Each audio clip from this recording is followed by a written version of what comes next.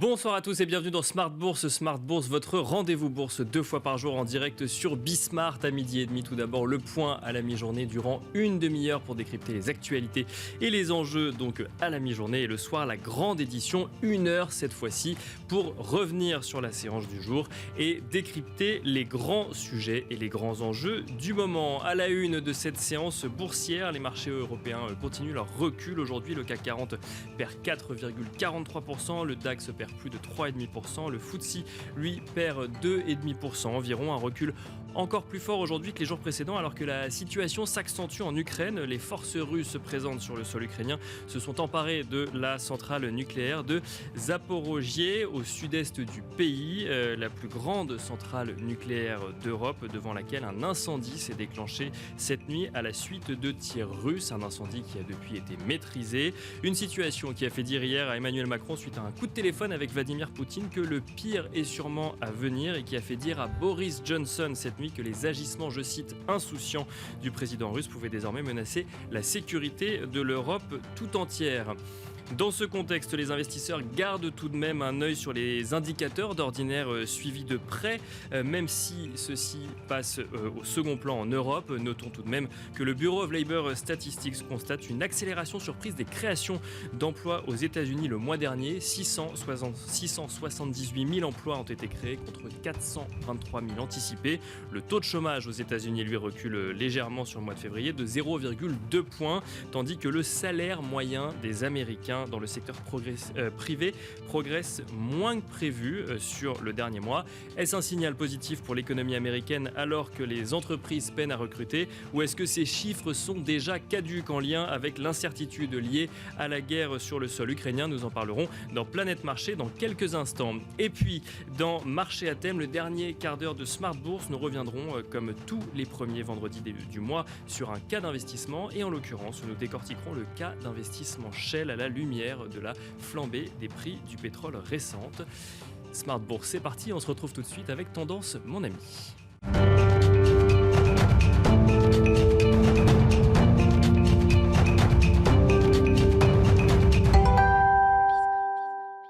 Et on commence comme tous les soirs avec Tendance, mon ami, le résumé complet de l'actualité boursière du jour proposé par Alix Nguyen. Le rouge est de toutes les places. Wall Street entame la séance en baisse. Le CAC évolue pour sa part sur des plus bas d'un an. Les vives inquiétudes quant à la situation en Ukraine rendent les actifs jugés plus sûrs, particulièrement attractifs à l'image de l'or et de la dette souveraine. À noter que la bourse de Moscou est fermée pour le 5e jour consécutif, soit la série la plus longue de l'histoire moderne de la Russie. On rappelle qu'il s'agit d'un nouveau seuil de franchi dans la guerre en Ukraine avec la prise de contrôle par les forces russes de la centrale nucléaire ukrainienne de Zaporojie, qui n'est autre que la plus grande d'Europe. L'incendie s'est déclaré dans la nuit à proximité de la centrale à la suite de bombardements russes. Un incendie maîtrisé, comme l'indiquaient ce matin les services d'urgence ukrainiens. L'agence nucléaire du pays a par ailleurs annoncé qu'aux abords du bâtiment, le niveau de radiation semblait normal. Tous les indices sectoriels européens Stoxx 600 sont dans le rouge. Ceux des banques et de l'automobile sont en net repli. Michelin chute, le pneumaticien a décidé d'arrêter pour quelques jours sa production dans certaines usines européennes du fait de difficultés d'approvisionnement dues à la crise en Ukraine. Renault, qui fait les frais de son exposition à la Russie, recule toujours et porte sa chute à plus de 22% sur la semaine. Société Générale, la banque la plus exposée à la Russie, dégringole. Le secteur se trouve tiré vers le bas par la ruée sur les valeurs refuges. On relève que celle-ci provoque une détente sur les rendements obligataires. Celui du bond américain à 10 ans diminue de 6 points de base et celui du bond allemand de même échéance est repassé en territoire négatif. Et puis la guerre en Ukraine et les sanctions occidentales contre la Russie atteignent le réassureur Score dont le titre chute, Coface plonge. Sur le plan macroéconomique, l'accélération surprise le mois dernier des créations d'emplois aux États-Unis n'a rien arrangé à la tendance.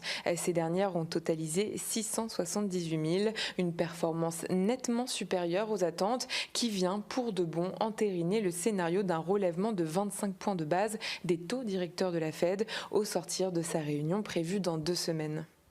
Voilà donc Tendance, mon ami, le résumé complet de l'actualité boursière du jour proposé par Alix Nguyen. On regarde également rapidement la tendance du CAC 40, le CAC 40 qui perd à 17h05 4,57% à 6086 points.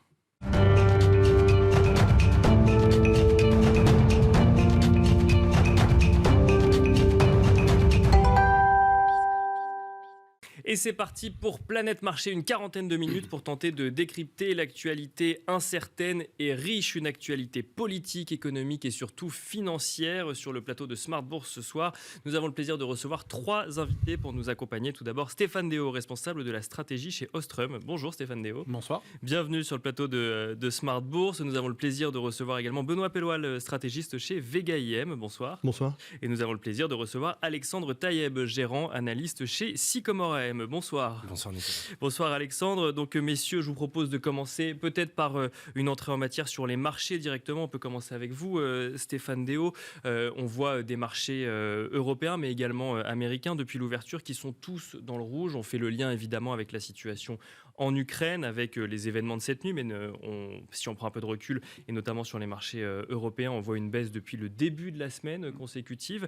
Comment est-ce que vous voyez ce moment de marché ? Est-ce qu'on est en train de remettre en cause peut-être un scénario de marché pour 2022, ou est-ce qu'on est dans une crise, selon vous, qui peut trouver des limites dans le temps ?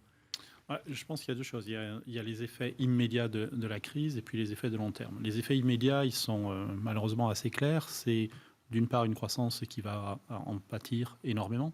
Européenne, pour le coup, ouais. Croissance européenne et croissance mondiale de manière générale, parce que les sanctions sur la Russie vont avoir un impact sur notre économie aussi. Donc on est de facto, on est en train de dire qu'on est prêt à avoir une croissance plus faible pour mettre de la pression sur la Russie. Sur le long terme, c'est beaucoup plus ambigu parce que ça dépend de la durée de ce conflit. Si c'est très court, on a vu ça en 1990 par exemple. Si vous vous souvenez de l'invasion du Koweït par l'Irak, en fait, vous avez une coalition qui repousse l'Irak. C'est une crise très courte finalement. Bien sûr. De mémoire, le PIB français progresse de 3% sur l'année. Donc on était dans la même situation au milieu de l'année qu'on est à l'heure actuelle. En tout cas, il y avait beaucoup de similitudes, mais ça rebondit très vite. Donc l'effet court terme, il est très clair. L'effet de moyen terme, il est beaucoup plus ambigu parce qu'il dépend de la durée de cette crise. Il y a un deuxième effet qui est très clair aussi, c'est l'inflation. On a des prix des commodities, des matières premières qui ont beaucoup progressé. Et je pense qu'il va y avoir une restructuration des alimentations, d'énergie en particulier, qui vont coûter. Donc ça, il y aura un effet mémoire en quelque sorte. C'est-à-dire, il y a un choc. C'est que le monde d'après sera plus exactement le même que celui d'avant, et ce, même si la crise est limitée dans le temps. Ben, je vais vous donner un exemple. L'Allemagne importe du gaz russe, ça, bon, tout le monde le sait. Ce qu'on sait moins, c'est qu'il y a un pays en Europe qui a une façade côtière et qui n'a pas de port gazier, c'est l'Allemagne. D'accord. Pardon, ouais. Il y en a deux, il y a l'Albanie aussi. C'est aberrant. En gros, ce qui s'est passé, c'est que les Allemands ont dit on importe du gaz russe, si on fait un terminal gazier, c'est beaucoup plus cher, donc c'est idiot. Ils s'aperçoivent que peut-être ce serait pas si idiot d'avoir un terminal gazier. Donc ça veut dire des investissements, ça veut dire des prix plus élevés. Ça veut dire du temps aussi avant de le mettre en place ? Oui, c'est plusieurs années. Donc vous voyez, il y aura un effet mémoire sur l'inflation, je pense, qui est indubitable. Et puis le troisième point, c'est la prime de risque, c'est toutes les primes de risque qui explosent parce que, évidemment, on a un manque de visibilité qui est évident. Bien sûr. Vous avez parlé de la correction sur les indices boursiers. Ce que je trouve très impressionnant, c'est non seulement on a une correction, mais on a une rotation sectorielle qui est d'une violence totalement inhabituelle. Pour vous donner juste un chiffre, entre le meilleur secteur et le pire des secteurs, on a quasiment 25% sur le mois qui vient de passer. Ce qui nous place dans le pourcentile le plus élevé de l'écart. C'est-à-dire que c'est ça, c'est qu'on ne veut plus prendre aucun risque et on va tous vers ces secteurs réputés plus sûrs, un peu refuge en cette période d'incertitude. Exactement. Et donc vous avez des écarts de performance qui arrivent une fois sur 100, grosso modo. Donc ils sont très très rares, en fait. Donc pour moi, c'est les trois éléments. Après... malheureusement, on n'a absolument aucune visibilité sur l'évolution du conflit. Mais une fois de plus, pour moi, la variable principale d'un point de vue purement économique, c'est la durée du conflit. C'est ça qui va déterminer la vitesse du rebond et l'effet mémoire. Benoît Pelloual, je vous vois donc acquiescer. Donc du coup, le sujet, c'est vraiment la durée du conflit. Alors là même qu'on a des sanctions qu'on n'a jamais vues, qu'on a des flambées des prix des matières premières qui laissent entendre déjà une inflation en zone euro ou en Union, même sur le continent européen pour 2022 qui serait au-delà des premières anticipations. On reste pour l'instant, si la durée du conflit n'est pas trop longue, mais ce qu'il n'y a pas forcément... les analyses qu'on peut lire ou écouter ont l'air de dire que quand même Poutine pourrait être en Ukraine pour un bout de temps, mais la durée du conflit aujourd'hui, c'est la clé pour comprendre ou essayer de décrypter l'impact à long terme de ce qu'on est en train de vivre en ce moment. Je pense, oui, je rejoins totalement ce que Stéphane vient d'évoquer. Effectivement, d'ailleurs, si vous regardez dans le comportement du marché, on bascule dans une période beaucoup plus incertaine qui est un peu plus récente, alors que les marchés tenaient relativement bien malgré tout. Bien sûr, dans les il n'y a pas eu de conditions panique sur les marchés sur les premiers jours. Exactement. Et le mouvement de bascule, en réalité, c'est quand tout le monde a été finalement convaincu et s'est aperçu que l'opération militaire russe ne se limiterait pas uniquement à l'est de l'Ukraine et qu'on irait beaucoup plus loin avec cette volonté de renverser le gouvernement. Et c'est là où il y a eu effectivement, on bascule dans une incertitude beaucoup plus importante. Et donc oui, l'impact économique et financier, ce qui est notre métier, nous, d'essayer de l'évaluer dans cette période incertaine, va dépendre effectivement de la durée et de l'ampleur du conflit. C'est-à-dire jusqu'où ira Vladimir Poutine. Les conversations avec l'un des derniers chefs d'État avec qui il échange, qui était Emmanuel Macron, ne sont pas vraiment encourageantes. Donc les marchés sont maintenant plongés dans une phase de doute de nouveau, de savoir jusqu'où peut aller cette opération et quels moyens on peut utiliser pour aboutir au but recherché. Le canal de transmission évident dont tout le monde parle actuellement, c'est effectivement l'énergie. C'est ce qui est le plus douloureux immédiatement, et ça va être le cas probablement pour plusieurs mois, parce qu'on ne va pas pouvoir changer, diversifier nos approvisionnements en énergie aussi rapidement. Donc ça, c'est quelque chose d'un point de vue macroéconomique qui va être assez douloureux. Alors là même que le sujet de l'énergie, si on parle des sanctions politiques imposées à la Russie, pour le coup, ne fait pas encore partie des sanctions politiques. Mais effectivement, on voit un certain nombre d'entreprises s'auto-censurer sur le pétrole russe, refuser d'acheter du pétrole russe, et on se rend compte que la Russie, potentiellement, n'a plus personne à qui vendre son pétrole aujourd'hui. C'est un peu une nouveauté, c'est-à-dire qu'à cause des sanctions, alors évidemment, le prix du pétrole est élevé, mais la problématique n'est plus seulement une problématique de prix, on pourrait même un jour être confronté à des pénuries, puisque effectivement, le pétrole russe ne trouve plus preneur actuellement. Tout le monde, redoutant l'extension des sanctions, refuse de toucher au moindre actif russe, dont le pétrole, et puis tout le monde refuse d'assurer justement le pétrole qui est convoyé justement en dehors de Russie. Oui, c'est ça, c'est que non seulement on ne l'achète pas, mais on ne s'expose même pas à l'activité qui concerne de près ou de loin le pétrole russe. C'est qu'on n'assure pas les tankers qui vont le chercher, les banques ne laissent plus les traders effectivement trader du pétrole russe. Enfin là, on ne touche plus à tout ce qui est russe. Exactement. De près ou de loin. Et donc ça, c'est une vraie problématique sur le point de vue du point de vue de l'énergie, c'est l'ampleur que vont revêtir ces sanctions, mais également sur le canal financier. Il y a, même si la situation reste tout à fait contenue, il y a quand même des signes de stress dans le système financier. Les sanctions, il faut bien avoir en tête qu'elles ont été annoncées, elles ne sont pas encore à l'œuvre réellement, puisque c'est au courant du mois de mars où véritablement elles seront mises en place, les exclusions de SWIFT, etc. On va voir qui sera véritablement concerné, mais ça pose plusieurs problèmes. Aujourd'hui, il y a déjà des fonds qui sont exposés justement à la Russie, dont les actifs sont totalement illiquides, non seulement parce que tout simplement plus personne n'en veut, voilà. Simplement parce que personne n'en veut, donc il n'y a aucune valorisation. Donc il y a déjà cette problématique. Les contrôles des capitaux qui sont mis en place par la Russie vont empêcher, et ça va être très difficile d'éviter certains défauts de paiement dans certains secteurs d'activité. On se pose aussi la question de la note souveraine russe, bien évidemment, de la capacité de la Russie à rembourser. Et puis il y a cette inquiétude du secteur bancaire, puisqu'il y a des contreparties. Et ça, effectivement, c'est un risque qui doit être surveillé. Il y a eu des signes de stress sur le marché monétaire qui ont été très rapidement contenus. Le signe pour le stress sur le marché interbancaire, il y en a aussi, mais ce qui est quand même rassurant, c'est que les banques centrales ont été confrontées à un stress qui était exceptionnel avec le confinement, et qu'on a été capable de gérer ce stress monétaire-là. Donc, on peut légitimement penser que dans cette situation, on est effectivement prêt à gérer ce type de stress. Alors, le sujet des banques centrales ou même le sujet de la dette souveraine russe, on va y revenir juste avant. J'aimerais vous entendre également, Alexandre Taïeb, de manière générale, un petit peu sur votre vision de cette situation assez inédite depuis un peu plus d'une semaine en lien avec cette crise, cette guerre entre la Russie et l'Ukraine. Oui, alors il y a beaucoup de choses qui ont été dites. Effectivement, c'est un conflit inédit sur le sol européen, qui aujourd'hui fait s'affronter une autocratie et une démocratie, parce que c'est ça Bien sûr, le fond du contexte. Économiquement, les sanctions qu'on est en train de mettre en place vis-à-vis de la Russie, il faut quand même bien avoir en tête qu'elles sont historiques. Bien sûr, on est en train de créer un précédent aujourd'hui. On n'a jamais été en train de créer un précédent. On est complètement en train de créer un précédent, voire un nouvel ordre mondial. Bien sûr. Oui. C'est qu'aujourd'hui, on est capable de tous ensemble, démocratie occidentale, de plier l'économie d'un État, de rayer un État de la carte mondiale financière. Exactement. Et on a des banques qui sont encore cotées à la Bourse de Londres, qui ont fait moins 98%. On a parlé du pétrole russe, plus personne n'en veut, plus personne l'achète malgré $25 de décote. Il reste le gaz qui continue d'affluer vers nous et qu'on achète parce qu'on en a besoin. Ouais. Mais la clé, effectivement, et c'est ce qui a été dit, c'est la durée du conflit, l'étendue du conflit. Et s'il y a escalade ou pas, c'est-à-dire la durée dans le temps, effectivement, et si nous, on commence à monter en termes de sanctions, c'est-à-dire que là, aujourd'hui, on a besoin du gaz russe, mais demain, en avril, mai, juin, on aura moins besoin de gaz, donc peut-être qu'on va en sanctionner une partie. Bien sûr, oui. Et l'étendue du conflit, parce qu'aujourd'hui, le gros point d'interrogation, c'est de savoir ce que Poutine va faire vis-à-vis des autres pays limitrophes. Donc on peut parler de la Lettonie, de la Géorgie, qui avait déjà été envahie en 2008 par la Russie. Donc ça, vous voyez ça comme un second risque potentiel au-delà du conflit ukrainien, c'est de se poser la question des décisions russes en matière de géopolitique sur d'autres pays limitrophes. On en est là aujourd'hui.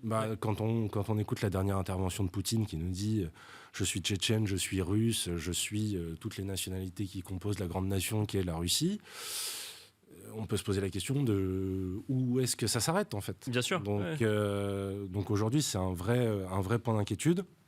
Ce conflit sur le marché certes amène du stress, mais on n'est pas encore non plus en capitulation.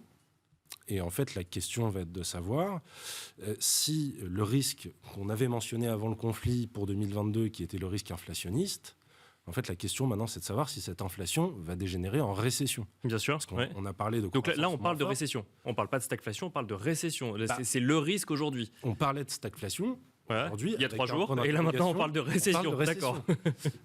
En tout cas, on se pose la question.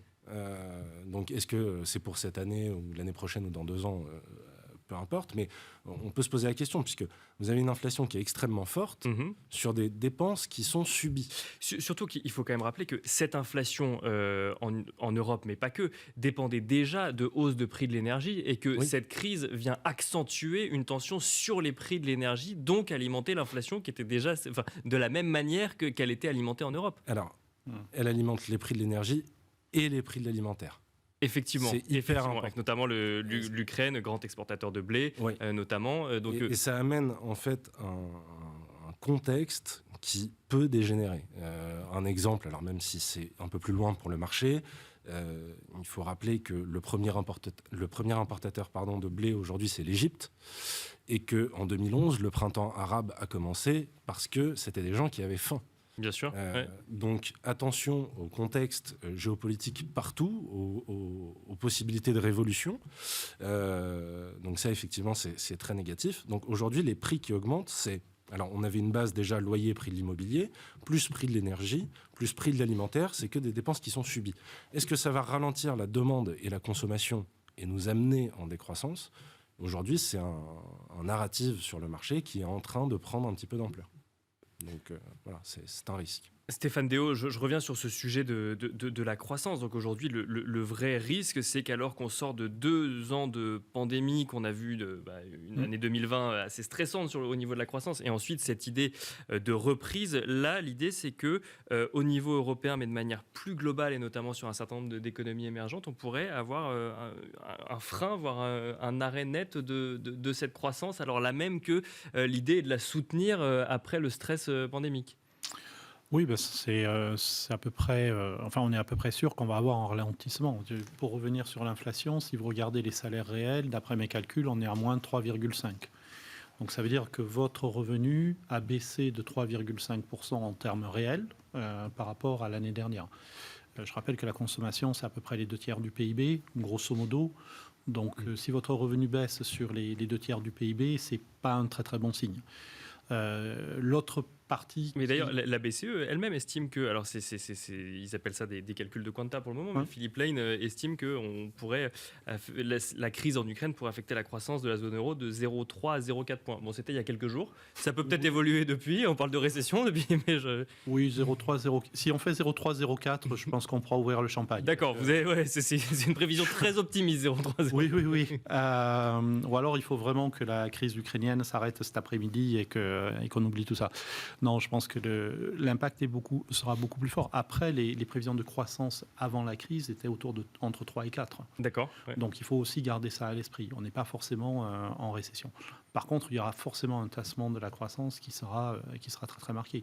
Vous parliez de Philippe Lane, c'est la situation la pire pour une banque centrale, parce que vous allez avoir d'un côté une économie qui ralentit très fortement.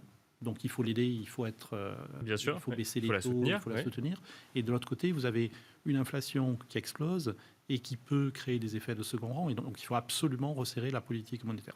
Évidemment, donc d'un côté, il faudrait accroître l'aide monétaire, enfin assouplir la politique monétaire de la BCE pour soutenir la croissance, et de l'autre, il faudrait réduire cet assouplissement pour limiter l'inflation. Donc oui, c'est un choix cornélier pour la Banque centrale européenne. Donc on ne peut pas faire. Donc ce qu'on va faire, je pense, et on va juste attendre, parce que une fois de plus, avec ce niveau d'incertitude, il est clair qu'il ne faut pas prendre de décision hâtive.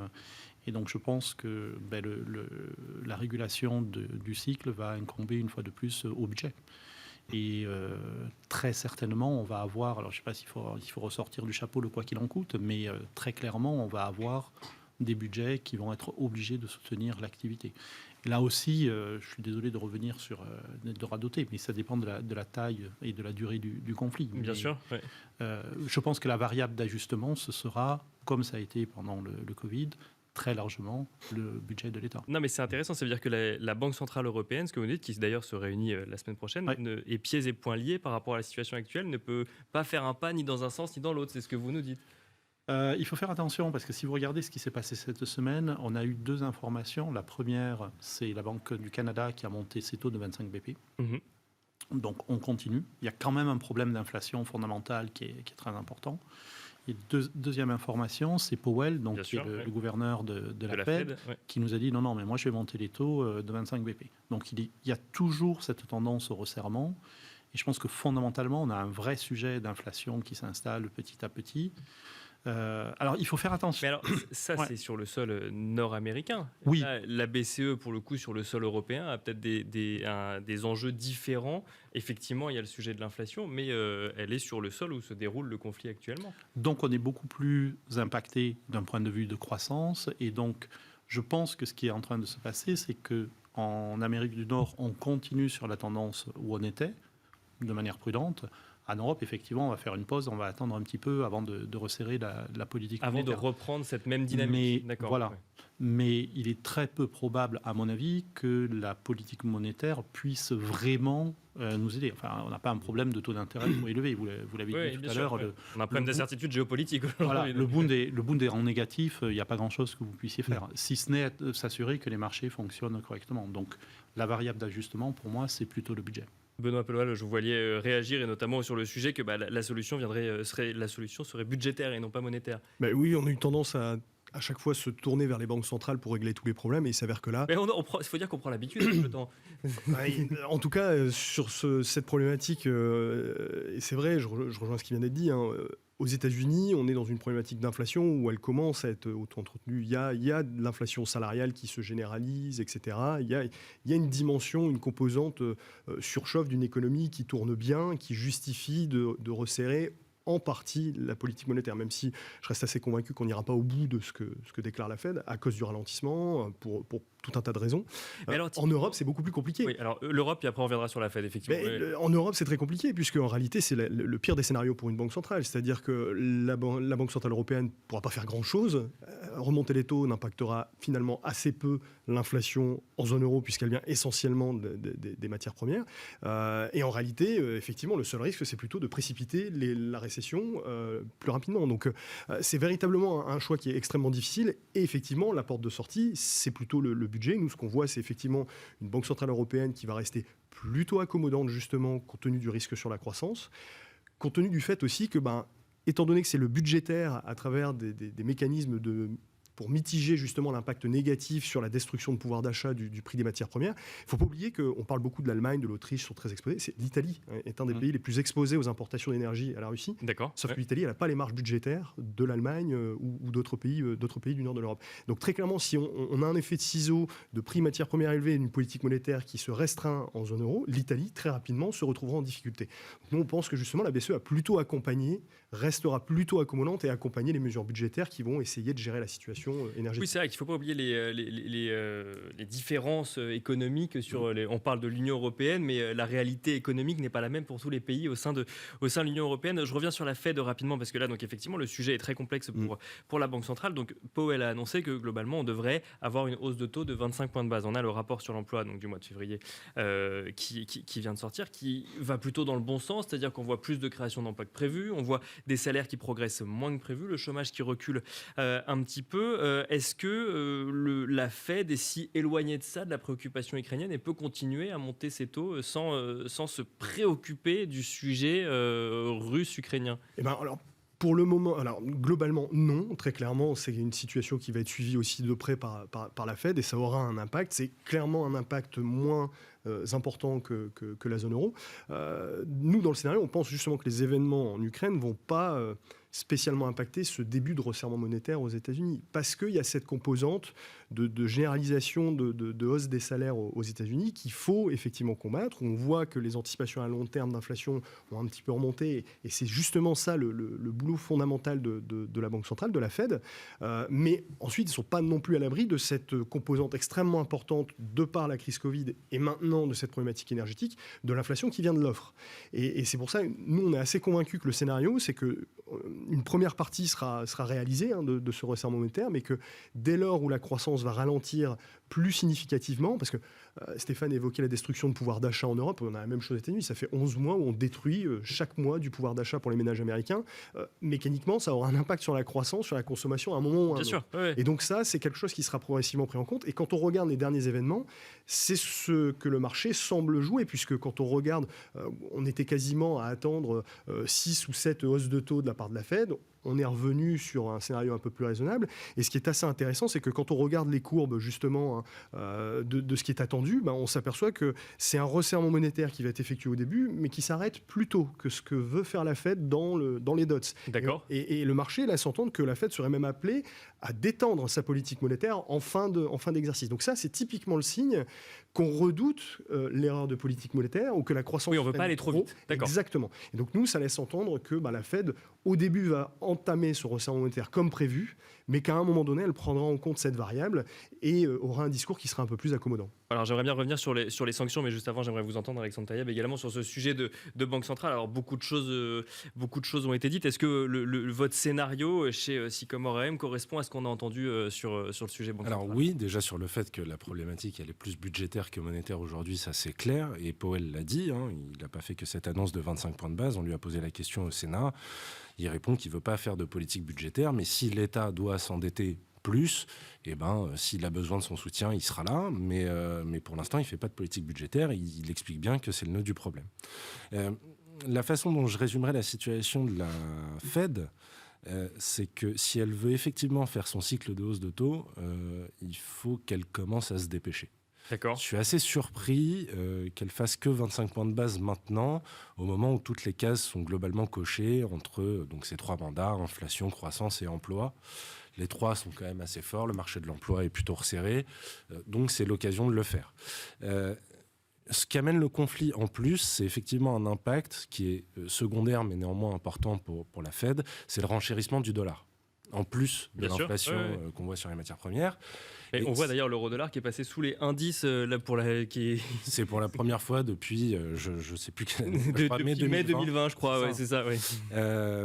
Et donc 1,09, c'est pas encore très grave. On peut monter ses taux. Si on commence à revenir à la parité 1,1, on va avoir des problèmes de compétitivité, on va avoir une croissance qui ralentit. On a parlé du pouvoir d'achat des Américains qui baisse. Il y a aussi la confiance du consommateur qui est en train de fléchir. Ça ne se ressent pas encore dans les ventes au détail, mais ça pourrait être un indicateur avancé. Donc, attention pour la Fed de ne pas se retrouver avec en fait ces 3 facteurs qui sont bien comme il faut aujourd'hui pour remonter les taux, et demain d'avoir des choses beaucoup plus déséquilibrées où en fait elle se retrouve un peu coincée dans la situation économique qui sera celle de demain. Et pour la BCE a un peu plus de latitude, bon déjà parce qu'elle est beaucoup plus concernée par le conflit, mais aussi parce que l'inflation salariale a été beaucoup moins prégnante bien sûr, en Europe qu'aux États-Unis. Mais bon, ça pourrait aussi arriver à un moment donné, l'inflation salariale. En tout cas, on en parle de plus en plus dans les discours politiques. Il y a une hausse de 25% du SMIC en Allemagne. Donc tout ça, c'est en train de s'accélérer un petit peu. Donc, je pense que la BCE a le bon cheminement aujourd'hui, c'est-à-dire commencer à réduire très progressivement son programme de soutien pour ensuite potentiellement remonter ses taux. Mais en fait, l'intérêt de resserrer la politique monétaire aujourd'hui, aussi bien pour la BCE que pour la Fed, c'est de retrouver de la marge de manœuvre pour un cas extrême. Alors j'aimerais toujours avec vous, Alexandre Taïeb, revenir sur les sanctions donc, qui ont été imposées à la Russie. Donc des sanctions, donc, on peut dire que tout simplement que c'est du jamais vu. Il y a les sanctions politiques et les initiatives économiques. Donc il y a les sanctions politiques, c'est la sortie de 7 banques du réseau SWIFT à venir. On a tout simplement gelé les avoirs de la banque centrale russe. On a tout simplement dévalorisé la signature souveraine de l'État russe. Aujourd'hui, la dette souveraine russe est au rang de junk bond. Ça, c'est pour la partie politique, ou en tout cas décision politique. En plus de ça, on a vu toutes les sociétés russes sorties des grands indices internationaux et on a vu des initiatives d'entreprises occidentales. Donc on parlait du pétrole tout à l'heure, mais où de plus en plus, le simple fait de provenir de Russie, que ce soit à part pour du gaz, mais pour du pétrole ou autre, devient implique tout simplement le fait d'arrêter net toute relation commerciale. Ça pose deux questions. Est-ce qu'on est en train de créer un précédent à deux niveaux ? D'un côté, est-ce que va y avoir des pressions, la pression politique va s'accentuer sur les relations économiques, parfois au risque d'aller contre une certaine rationalité. Il y a quand même des entreprises françaises qui font énormément de business en Russie. Est-ce qu'elles doivent tout arrêter parce que le politique le demande ? Et ça pose une autre question, c'est est-ce que l'opinion publique ou la prise en compte du risque de réputation de l'opinion publique, là aussi devient un risque à partir du moment où on prend fait et cause pour une cause justement ou un conflit et il faut tout arrêter. On voit par exemple que LVMH, Hermès, Kering ont été alpagués sur les réseaux sociaux en leur disant mais pourquoi continuez-vous à faire du business en Russie ? Hermès a fermé du coup temporairement ses magasins en Russie, alors là même que le politique français européen n'a pas demandé à Hermès de se positionner spécifiquement sur le sujet. Donc est-ce qu'on est en train d'ouvrir une sorte de boîte de Pandore où derrière on va pouvoir utiliser cette raison ou cette arme sans qu'on sache réellement où fixer les limites ? Complètement, voilà. Une question en 3 minutes. On a fait de la Russie, en tout cas on a fait du marché russe une espèce de paria. Alors les sanctions économiques, elles étaient nécessaires, elles sont historiques, elles sont probablement bonnes. Et surtout, c'est notre seule arme pour ne pas rentrer dans une guerre classique. Donc on essaye de maintenir la paix et on met des sanctions économiques comme on peut. Le souci, c'est qu'en plus de cette guerre, c'est probablement la première guerre, et notamment en Europe, qu'on connaît avec le flux d'informations dont nous bénéficions aujourd'hui, avec ses avantages et ses inconvénients. C'est ça, vous êtes investi dans une société russe, tout le monde le sait, à l'inverse, vous faites du business en Russie, globalement tout le monde le sait. Exactement, tout le monde le sait, tout le monde a une opinion, et tout le monde est un spécialiste géopolitique et stratégique, enfin ça part dans tous les sens, on a des informations qui s'enchaînent, et qui sont souvent contradictoires. Donc on essaye, nous, de faire un peu le tri dans tout ça. Mais effectivement, aujourd'hui, on a une opinion publique qui est en train de changer sur la Russie. Et pourtant, Macron l'a rappelé... nous ne sommes pas en guerre contre la Russie. Voilà, on n'est pas en guerre contre la Russie. Non, je pense que le bon mix, entre guillemets, même si ça présente des risques aussi, c'est tant qu'on n'a pas un ordre du politique, d'arrêter complètement le business avec la Russie, on continue. L'exemple, c'est Total. Total continue ses activités en Russie, mais n'ouvre pas de nouveaux projets. Bon. Ça me paraît déjà être plus mesuré. Si on arrête effectivement tout, et dans ce cas, oui, il va y avoir un impact, et l'impact sera très long, même au-delà du conflit. Parce que pour revenir sur ce type de marché, il va falloir montrer, mais plus que patte blanche. Enfin, si toute l'opinion publique se dirige contre ce marché, globalement, c'est terminé. Oui, et puis la question, c'est où est-ce qu'elle se dirigera demain. Stéphane Déo, on va continuer avec vous sur le sujet des sanctions. Aujourd'hui, on parle de la Russie et de l'Ukraine. Si demain, on parle de la Chine et de Taïwan, par exemple, pour prendre un exemple qui est hypothétique, mais cité régulièrement, est-ce que là, pour le coup, on reprend la même mécanique? Est-ce que c'est aussi simple? Est-ce que... ça pose question, finalement, cette réponse organisée de démocratie occidentale aussi rapide, aussi forte. Donc là, aujourd'hui, c'est la Russie. Est-ce que demain, ça peut être utilisé contre un autre État face à un autre conflit? Alors, d'une part, vous avez parlé de 2 types de sanctions. Il y en a 3. Il y a les sanctions privées, qui sont d'initiative privée dans la plupart des cas. Ce n'est pas le politique qui a imposé aux entreprises privées de le faire. Donc ça, c'est unique. Il y a les sanctions économiques décidées par les gouvernements, la Banque centrale, SWIFT, etc. Et vous avez aussi des sanctions que je qualifierais de géopolitiques. Je rappelle quand même que l'Union européenne va livrer des armes à l'Ukraine. C'est la première fois. Je n'ai pas mentionné celle-là. Vous avez un chancelier allemand qui a fait un discours devant le Bundestag en disant on va passer à 2% de dépenses budgétaires, 2% du PIB en dépenses d'armement, et qui a eu une standing ovation. Ça, et je vous aurais dit ça il y a 15 jours, vous m'auriez pris pour un fou. Oui, donc, je pense qu'il y a ces 3 aspects. Ce que je trouve, moi, très intéressant, c'est que on a mis une pression sur la Russie qui est extrêmement forte. Donc, le domaine des possibles est extrêmement varié, mais effectivement, ça veut dire qu'il y a quelque chose comme un ordre international qui est en train de se mettre en place, qui pénalise ce genre d'agression, j'allais dire gratuite, c'est pas le terme adéquat, mais ce genre d'agression sur une démocratie. Moi, j'ai la faiblesse de penser que c'est très très bien. Je pense qu'il y a pas mal d'autocrates dans le monde qui vont se poser la question 2 fois avant d'attaquer leurs voisins maintenant. C'est ça, on se rend compte que la réponse économique peut être effectivement à la hauteur finalement d'une agression militaire. Tout à fait. Et donc on verra quelle est la situation finale en Russie. On verra une fois de plus, toutes les possibilités sont envisageables. Mais que des entreprises privées fassent une croix sur la logique purement financière pour mettre en avant une logique plus de liberté, de démocratie, finalement, moi, personnellement, je trouve que c'est pas mal du tout. Benoît Peloil, même question sur ce sujet, effectivement, donc de sanctions donc inédites et tout ce que ça implique depuis quelques jours d'initiatives plus privées, plus personnelles et donc en fait, la question n'est pas de remettre en cause ou non les sanctions. Là, je pense que pour le coup, effectivement, l'Union européenne et les démocraties occidentales n'avaient pas tellement d'autres possibilités. Le sujet, c'est de savoir, est-ce qu'on se rend réellement compte de ce qu'on a mis en place, effectivement, et de l'ampleur de ce qu'on a mis en place. Alors, justement, c'est ça qui est très intéressant. C'est vrai que les initiatives privées, les entreprises sont maintenant, depuis plusieurs années, habituées à gérer maintenant ce risque de réputation. C'est extrêmement important dans la notation, justement, des entreprises. Il n'y a plus uniquement la dimension financière, il y a des analyses qualitatives qui viennent, justement, donner un avis sur ce risque de réputation. On voit que là, ça atteint un niveau macro, je dirais. C'est véritablement une autre échelle. Oui, avant, c'était une entreprise. Exactement. Oui. Ou un secteur d'activité, à la limite. Là, c'est un pays. Alors, sans verser dans le pessimisme, hein, mais malheureusement, ce genre de raisonnement risque à terme, malgré tout, même si c'était une bonne chose, de se confronter au principe de réalité. Le pétrole russe, on va malgré tout en avoir besoin. Donc, c'est justement la limite de ces sanctions. On voit que pour l'instant, elles sont designées à être extrêmement dures, et c'est l'objectif atteint, et ça semble atteindre son objectif. Mais il y a certaines choses qui permettent de continuer, malgré tout, de faire du business avec la Russie. Donc, je pense que ce ne sera pas malheureusement aussi optimiste à terme.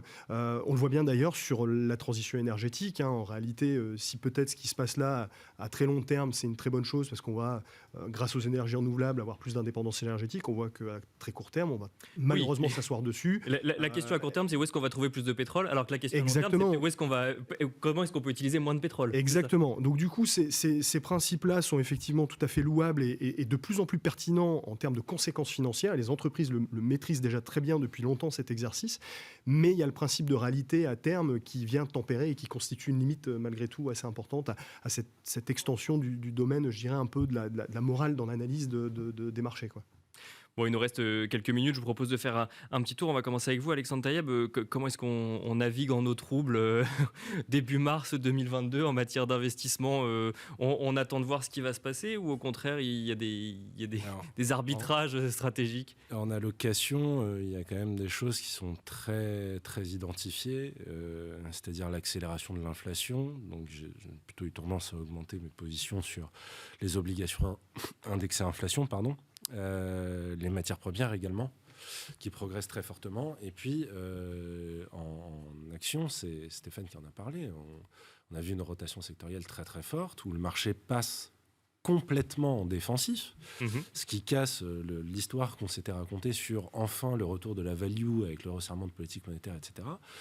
Pour l'instant, force est de constater qu'on est obligé un petit peu de naviguer à vue, d'identifier les risques de nos portefeuilles vis-à-vis de l'exposition à la Russie notamment. Bien sûr. Et donc aujourd'hui, on a plutôt tendance à continuer de réduire l'exposition et à revenir sur des positions, plus sur des secteurs qui sont plus défensifs. Ensuite, juste un dernier point. Si effectivement, parce qu'on dit que le marché n'a pas capitulé, que la baisse est relativement limitée, que le marché tient bien, là globalement on a quand même toutes les bancaires qui se font massacrer. Bien sûr. Bien sûr. Je pense qu'on peut commencer à faire le tri. Un chiffre, il me semble que l'exposition à la Russie de toutes les banques européennes confondues, c'est 150 milliards d'euros. Donc c'est assez peu au final. Donc voilà, là on va pouvoir commencer à chercher des opportunités. Et d'ailleurs c'est un peu aussi c'est peut-être aussi pour ça que le marché tient bien, mais ce qu'on entend quand même, en tout cas de la part d'investisseurs, c'est où est-ce que je peux trouver des opportunités.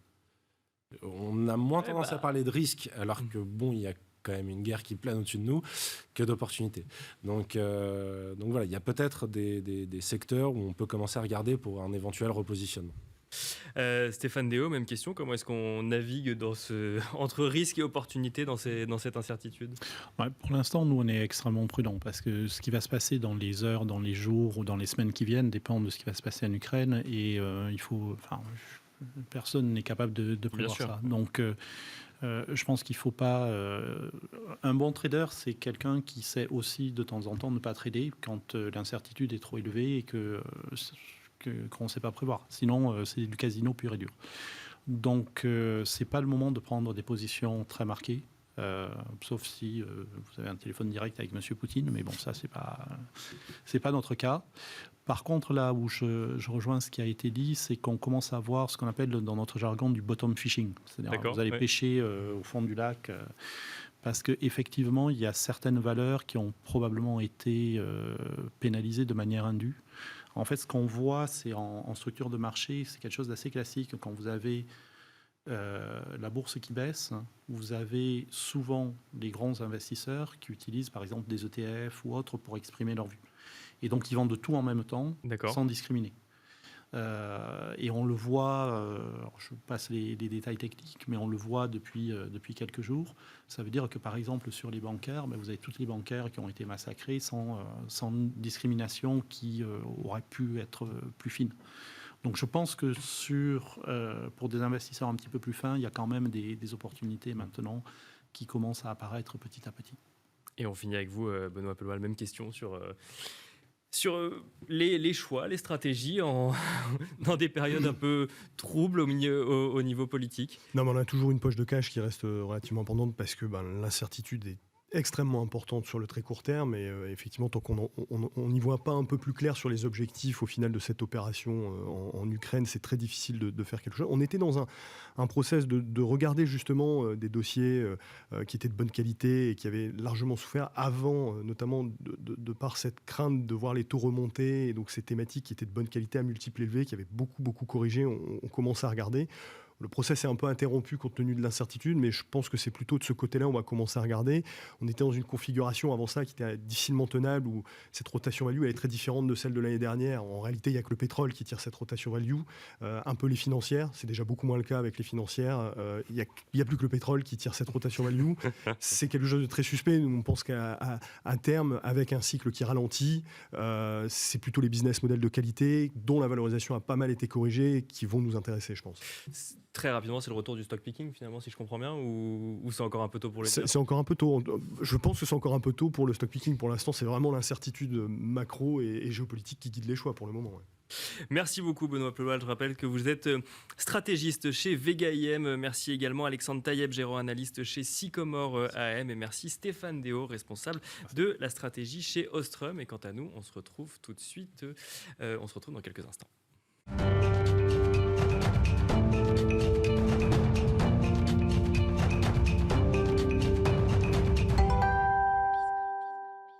Et c'est parti pour le dernier quart d'heure de Smart Bourse, le quart d'heure thématique dédié une fois par mois à l'analyse fondamentale d'un cas d'investissement avec les équipes de Clartan Associés chaque premier vendredi du mois à 17h45. Et en l'occurrence, nous avons le plaisir d'être en plateau avec Nicolas Descoq, gérant chez Clartan Associés. Bonjour Nicolas Descoq. Bonjour. Bienvenue sur le plateau de Smart Bourse. On va aborder ensemble le cas d'investissement Shell, un cas qui va nous permettre de parler également d'actualité. Parce que ce qui est intéressant avec l'histoire de Shell, c'est qu'on va comprendre indirectement ce qui se joue avec le conflit en Russie, en Ukraine, en lien avec l'entrée de la Russie en Ukraine, sur le fond de l'énergie et des matières premières, et notamment du pétrole. Mais on va commencer par le début. On va revenir sur le cas d'investissement Shell avant de comprendre l'impact de l'actualité directe sur ce cas d'investissement. Quelle est l'histoire, Nicolas, du cas d'investissement Shell? Oui, alors donc Shell, c'est la plus vieille société énergétique en Europe, la plus grande aussi. Donc c'est une société historiquement qui date de la fin du 19e siècle. Donc en fait, il y avait deux branches. Il y avait une branche anglaise qui était Shell, qui avait été créée par un trader de matières premières à Londres qui s'appelait Marcus Samuel, et puis une branche néerlandaise qui s'appelait Royal Dutch, c'est pour ça que ça s'appelait Royal Dutch Shell. D'accord. Et donc qui ont été fusionnés, si ma mémoire est bonne, au début du XXe siècle. Donc voilà, il y avait un PDG très connu dans l'entre-deux-guerres qui s'appelait Henri Deterding, qui l'a vraiment transformé en une très très grosse société énergétique européenne. Notamment au début du XXe siècle, ils avaient développé le pétrole à bas coût. Donc ça nous amène un peu vers la Russie. Donc en fait, il y avait deux grosses sociétés historiquement dans l'énergie. Il y avait Standard Oil aux États-Unis, qui eux avaient développé du pétrole en Amérique du Nord, en commençant par la Pennsylvanie, et Shell, Royal Dutch Shell, qui avait développé le pétrole de bas coût. D'accord. Voilà, et dont ils ont été expropriés en 1917 au moment de la révolution bolchevique. D'accord. Donc on revient sur des sujets d'actualité. On est en plein dedans là. Ouais. Donc voilà, la société a vécu sa vie. C'est un producteur d'hydrocarbures. Historiquement, elle est complètement intégrée sur toute la chaîne. Donc je pense que les téléspectateurs connaissent bien, puisque tout le monde, j'imagine, est allé faire le plein de sa voiture dans une station Shell en France, c'est très connu. Mais ce qu'il faut savoir, c'est que vous avez les stations-service, ça c'est le bout de la chaîne, le client, vous avez les raffineries, vous avez la pétrochimie, vous avez du gaz, ils produisent et ils commercialisent énormément de gaz, et vous avez enfin le pétrole. D'accord. Donc ils ont des champs de pétrole un peu partout dans le monde, notamment beaucoup de champs offshore aux États-Unis, au Brésil, en Afrique. Ils ont des installations de gaz aussi partout dans le monde. Ils ont un très très grand portefeuille de gaz naturel liquéfié. Voilà. Et donc, en plus de ça, plus récemment, ces dernières années, donc ça date de, je dirais que ça n'existait pas vraiment il y a 10 ans, même si eux prétendront probablement le contraire, mais ils ont commencé à s'orienter vers les énergies renouvelables. D'accord. Puisque tout le monde prend conscience que bientôt... bien sûr. Et ça amène les deux questions fondamentales aujourd'hui sur un cas d'investissement comme Shell. C'est transition énergétique, et deux, situation en Ukraine. Alors on peut peut-être commencer par ce sujet de transition énergétique. Donc on voit chez Shell, comme chez d'autres groupes pétroliers, depuis une dizaine d'années, une volonté de diversifier finalement les activités énergétiques et les sources d'énergie. Voilà, exactement. Alors ils ont bien compris qu'en fait le futur était à la décarbonation de l'énergie. Donc ils ont un certain nombre d'actifs dans lesquels ils vont investir relativement peu, les actifs d'hydrocarbures. Et ensuite, à l'horizon 2050, ils veulent être complètement neutres en carbone. Et donc ils vont développer des activités énergétiques décarbonées. Alors ça, ça, qu'est-ce que ça veut dire ? Ça veut dire passer par l'électrification d'abord. Donc on va électrifier le système énergétique, les voitures électriques, mais pas que les voitures électriques. Donc en pratique, ils ont un certain nombre, maintenant ils ont un plan tout à fait détaillé sur de long terme sur ce qu'ils veulent faire. Donc notamment, ils veulent être présents dans l'hydrogène, ils veulent être présents dans la production d'électricité décarbonée, donc des éoliennes, notamment des éoliennes en mer, du photovoltaïque. Et ça, peut-être à la différence d'autres sociétés en Europe, ils vont le faire et ils vont être capables de le faire partout dans le monde. Et ensuite, ils veulent aussi séquestrer du carbone. Ça, je pense que ça va se faire en mer du Nord, dans des vieux champs de gaz. Et il y a aussi une partie qu'ils appellent naturelle, c'est-à-dire ils voulaient planter des arbres, énormément d'arbres pour compenser, pour séquestrer le carbone qui est émis par les hydrocarbures. Voilà, ça c'est vraiment, ça va se faire sur plusieurs décennies. Mais donc il y a toute une palette de solutions qui va nous amener dans 30, 40 ans à quelque chose de complètement décarboné. Et alors, donc si on fait le lien avec l'actualité, alors donc Shell est un cas d'investissement extrêmement intéressant parce que du coup, on est sur une entreprise pétrolière, gazière, donc qui diversifie effectivement ses activités, mais donc on est en phase de transition, comme pour beaucoup d'entreprises. Au moment où la Russie donc du coup entre en Ukraine, on constate une flambée sur les prix des matières premières et notamment sur le pétrole, hors pétrole russe qui lui pour le coup recule parce que plus personne n'en veut. Cet environnement, quel impact il peut avoir sur une entreprise comme Shell à court, moyen et long terme ? Alors à court terme, il y a deux impacts. Premier impact, c'est les activités en Russie de Shell sont gelées, je dirais. Donc Shell avait une participation dans une usine de gaz naturel liquéfié sur l'île de Sakhalin. C'est une île qui est à côté du Japon, qui s'appelle Sakhalin 2, dans laquelle ils avaient 27% ou 27,5%. Et donc, ils ont annoncé qu'ils allaient sortir de cette position. Alors, en pratique, je ne sais pas comment ils vont faire vraiment pour sortir, mais en tout cas, il y a une déclaration d'intention. Donc, ça, c'est la première chose. C'est une participation dans une entreprise, pour le coup. Oui, alors c'est souvent, en fait, dans les champs d'hydrocarbures, souvent, on a les sociétés ont des participations minoritaires. Ils s'associent toujours. Voilà. Donc, c'est quelque chose de très classique. Mais en pratique, ça veut dire qu'ils ne retireront plus de revenus de la Russie. D'accord. Mais c'est relativement modeste dans le portefeuille de Shell qui est vraiment présent partout dans le monde. Le deuxième impact, c'est l'augmentation des prix des hydrocarbures, le pétrole, mais aussi le gaz. Bien sûr, bien sûr. Ouais. Donc, le gaz plus 75%, je crois. Voilà, donc ce que ça fait, c'est que là, maintenant, tout de suite, il faut être clair, Shell profite énormément de la situation, même si c'est très probablement contre son gré, et donc génère énormément de trésorerie. Qu'est-ce qu'elle va faire de cette trésorerie ? On verra, elle a quand même de la dette, elle avait un objectif de désendettement, donc ça va accélérer ce désendettement. Et puis en plus, ensuite, je pense qu'elle va orienter cette trésorerie vers ses investissements décarbonés, même si on ne peut pas tout accélérer immédiatement. Mais c'est intéressant parce qu'effectivement, on est dans une situation donc, où la transition énergétique n'a jamais été aussi urgente et en fait, on voit que les activités pétrolières et gaz sont des activités très rémunératrices en 2021 et en 2020 et de surcroît début 2022 avec cette guerre en Ukraine. Alors en 2021 et 2022 oui, mais pas en 2020. Pas en 2020, c'est vrai. Les secteurs des matières premières sont des secteurs très cycliques où quand la demande disparaît, comme au moment du premier confinement, quand il y a un tiers de la demande qui disparaît, à ce moment-là elles vont à zéro et à ce moment-là ces sociétés font des grosses pertes. Et à l'inverse, quand il y a une source d'approvisionnement importante comme la Russie qui du jour au lendemain quasiment est coupée, à ce moment-là il y a une flambée des prix. Donc ça, ce sont des sociétés qui sont faites en fait pour... en fait, il y a des tempêtes et ce sont des gros paquebots qui sont faits pour traverser les tempêtes. D'accord. Okay. Voilà, ça va... Le contexte actuel ne va pas durer éternellement. De toute façon, on ne sait pas exactement quand ça va durer. J'écoutais vos invités précédemment. C'est vrai qu'il n'y a aucune visibilité. Mais bon, les guerres finissent toujours par s'arrêter. La question, c'est quand elles s'arrêtent. Et alors, si je reste sur ce sujet ukrainien, puis après on reviendra peut-être sur la transition énergétique, mais...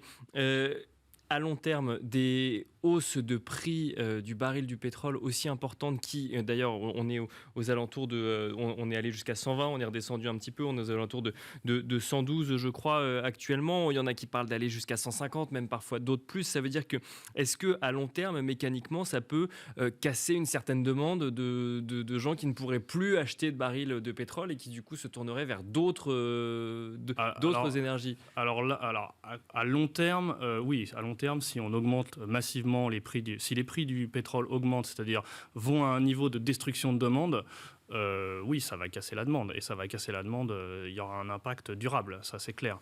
Après, est-ce que ça va être le cas ? Je crois que c'est un problème politique. Parce que quand on regarde ce qui se passe, il y a eu des sanctions qui sont des sanctions, en fait, tout était fait pour que les flux de pétrole et de gaz puissent continuer. Bien sûr, politiquement, oui, complètement. Politiquement, oui. Mais ce qui se passe, c'est que là, en ce moment, les sociétés privées qui sont censées être les intermédiaires refusent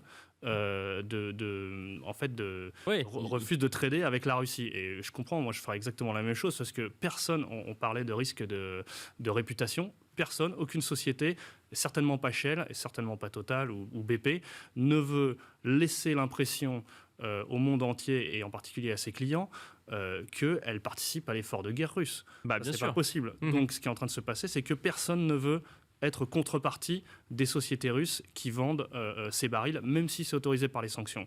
Donc, si on fait rien, et là, je ne sais pas si les gens à Bercy nous écoutent, mais il faudrait que, en fait, c'est un problème politique, que le secteur privé ne peut pas régler parce que le risque réputationnel est trop fort.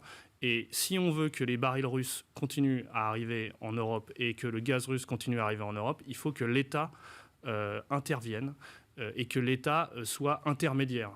Parce que c'est un problème politique, c'est un risque politique, donc c'est à l'État de venir acheter ces tankers et éventuellement, après, les sociétés énergétiques peuvent les acheter à l'État parce que là, il n'y a pas de risque. Quel risque à long terme de ne plus avoir de pétrole russe en Europe ? Là, en fait, le marché du pétrole, c'est un marché de 100 millions de barils par jour, pour faire simple, dans le monde. D'accord ? Le pétrole russe, c'est 11 millions de barils. Après ça, il y a des condensats, disons que c'est 12-13. Et ils en exportent 8. Donc, si les exports tombent à zéro parce que plus personne ne veut les acheter, vous enlevez 8 millions de barils du marché. Il va y avoir une perte de demande un peu en Russie, mais vous voyez que c'est un choc absolument énorme. Bien sûr, oui. C'est la dernière fois qu'on a vu ça, et encore c'était un peu plus faible, c'était en 1991 au moment de la guerre en Irak, où il y avait eu 3 ou 4 millions de barils qui à l'époque avaient été retirés du marché par l'invasion du Koweït par Saddam Hussein. Donc ça, il n'y a aucun moyen, l'Arabie Saoudite, à court terme, il n'y a aucun moyen de compenser ça. Donc la seule moyen de compenser, c'est de limiter la demande. Bien sûr. Donc ça veut dire qu'il va falloir qu'on s'auto-limite. Et les énergies renouvelables, il nous reste quelques secondes, ça peut être un accélérateur de diversification de sources d'énergie, que ce soit pour des groupes comme Shell à long terme. À long terme, à court terme, c'est pas du tout à l'échelle. On peut pas régler en 3 semaines avec des énergies renouvelables un problème comme ça. C'est sur des années, voire des décennies que ça règle la question, les énergies renouvelables. Ouais. Et ça repose la question de la destruction de la demande à ce moment-là, savoir si la demande a été détruite, effectivement. Ou alors il faut que le politique intervienne pour que les barils et les mètres cubes de gaz puissent venir en Europe, parce qu'il est clair que le secteur privé, je sais pas, c'est comme si votre boulanger était un meurtrier, vous voulez plus lui acheter de pain, là c'est un peu la même chose, les gens ne voudront pas traiter avec les Russes. Les entreprises ne veulent pas prendre le risque, effectivement, je comprends très bien, de traiter avec les Russes. Merci beaucoup, Nicolas Decaux, gérant chez Clartan Associés. Donc, on est parti du cas d'investissement Shell. On a un petit peu dévié, et c'est normal, sur la situation du pétrole, donc en lien avec la guerre en Ukraine. Donc, du coup, suite à l'invasion, on peut dire, de la Russie en Ukraine. Merci donc Nicolas Decaux, gérant chez Clartan Associés. Merci à vous également de nous avoir suivis, et je vous donne rendez-vous lundi prochain à 12h30 pour un nouveau numéro de Smart Bourse.